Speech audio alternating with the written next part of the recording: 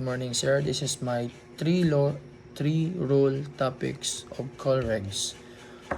COLREGs 3 is the international regulation for pretending collusion at sea. Rule 3 lays down the regulation rule concerning the conduct of vessel to avoid collusion. Here's a comprehensive breakdown of Rule 3. Rule 3 state, general definition, it becomes outgoing key term essential for understanding the regulation. Emphasize that this definition apply to entire set of COLREGs. Vessel. The term vessel includes every description of watercraft, including not displacement craft, WIG craft, and seaplane used for capable for being used as a means of transportation on water. Power-driven vessel, any vessel propelled by machinery. Sailing vessel, any sailing vessel under sail provided by propelling machinery is lifted, it's not being used. Vessel engaged in fishing. Any fishing vessel with nets, lines, trolls, or other fishing apparatus that restrict maneuverability, including vessel fishing with the trolling lines of other fishing apparatus that do not restrict maneuverability.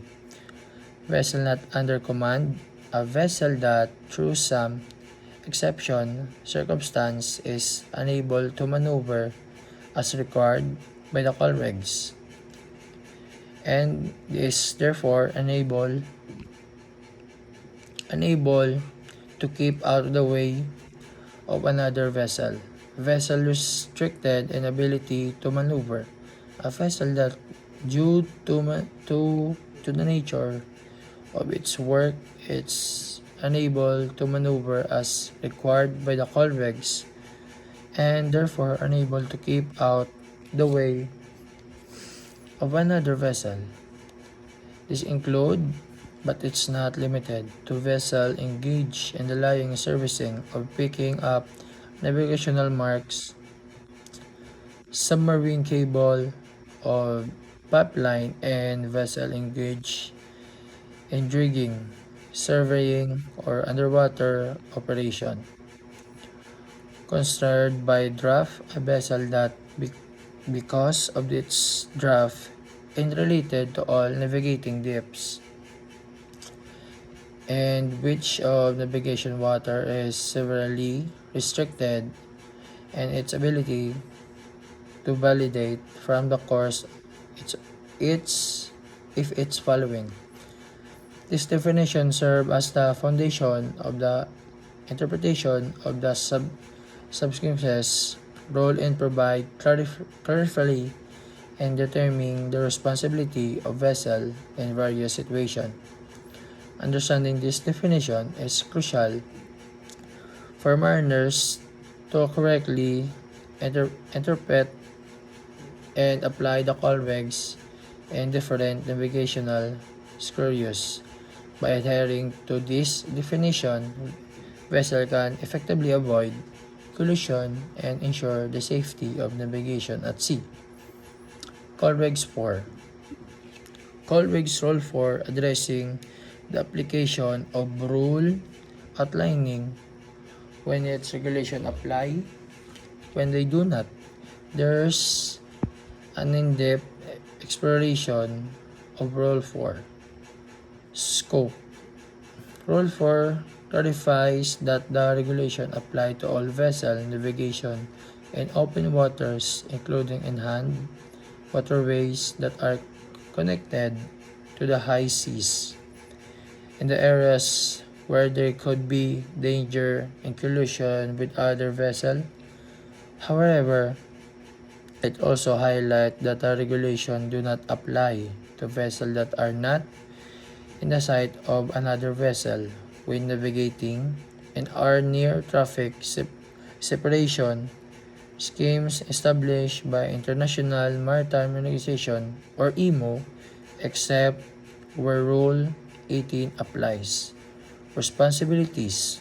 The rule emphasizes that nothing is called regs exonerate any vessel or the owner master of crew thereof from the consequences of any neglect to apply with the regulation or of the neglect exercise proper cation or seamanship.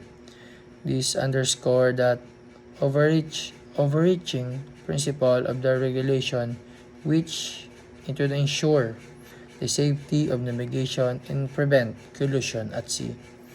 Conduct of vessel any condition of visibility. Rule 4 reinforce the idea that vessel must comply with the call regs regardless of the prevailing visibility condition, whether navigating its clear condition with good visibility or its restrict visibility to fog, mist, failing, snow, heavy rainfall, sandstorm, or any other similar cause. Vessel must adhere to the rule of prevent collision. Interpretation. Additionally, Rule 4 provides guidance of the interpretation of regulation. It stipulates that due regard shall be had to all danger of navigation and collision, as well as to many special circumstances, including the limitation of the vessel involved, which may make a departure from the rules necessary to avoid immediate danger. Limitation, however. Rule 4 also outlines the limitation of the regardless. It states that nothing in the call reg shall exonerate of any vessel owner, master, or crew from the consequences of many neglect to comply with the rule of the neglect to exercise proper caution or seamanship as per the general law of the sea. Excuse me.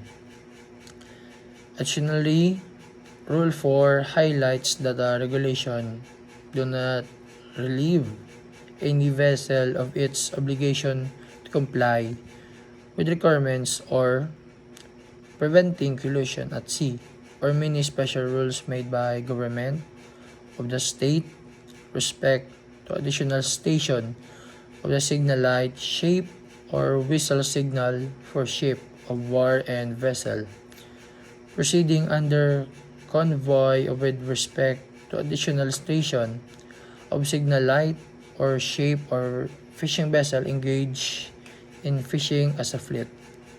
Understanding and adhering to Rule 4 essential to maritime. It clarifies the scope, responsibilities, limitation of the call regs. By following this regulation, vessel navigates safety and effectively reduce the risk of collision and ensuring the safety of life at sea. Rule 5. This is Rule 5, sir. Deal with the responsibilities of the master of the person in charge of a vessel. Emphasize needs, evidence, and proper lookout at all times to prevent collision. Here's details analysis of Rule 5. Maintaining proper lookout. Rule 5 underscore the paramount importance of maintaining a proper lookout at all times. It states that every vessel must at all times maintain a proper lookout by sight and hearing, as well as by all available means authorities,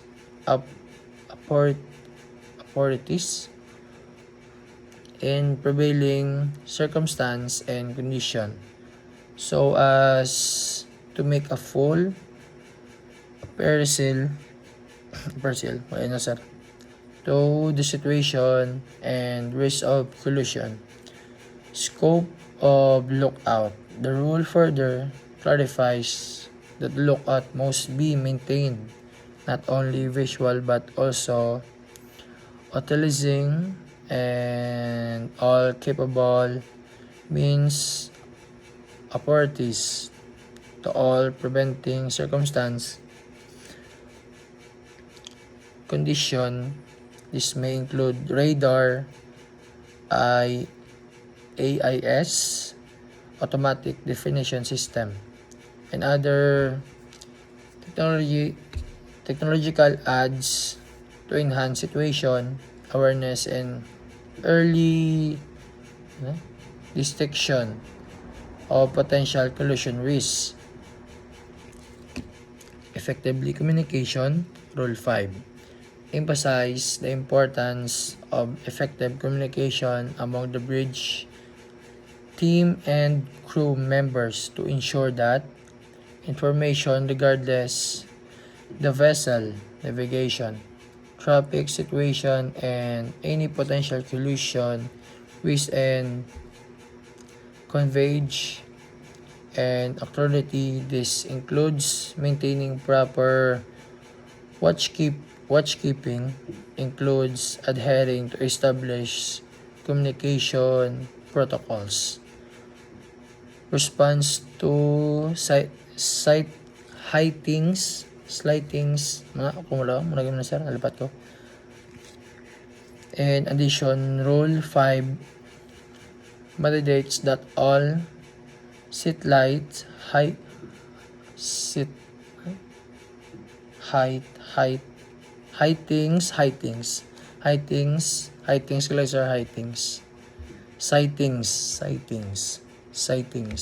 of other vessel for potential hazard must be promptly reported to all officers in charge to a navigation watch. This enables and appreciate action to be taken to avoid collision to other navigation hazard. Adaptation of collision condition. Furthermore, Rule 5 highlights need of the vessel lookout to adapt the prevailing circumstance and condition. This includes adjusting the lookout methods and utilizing additional means of observation as necessary, especially during period of restricted visibility when navigating kung ginarablo sir. Congested or high traffic areas. Mga traffic, wala nga na sir, like damo barko.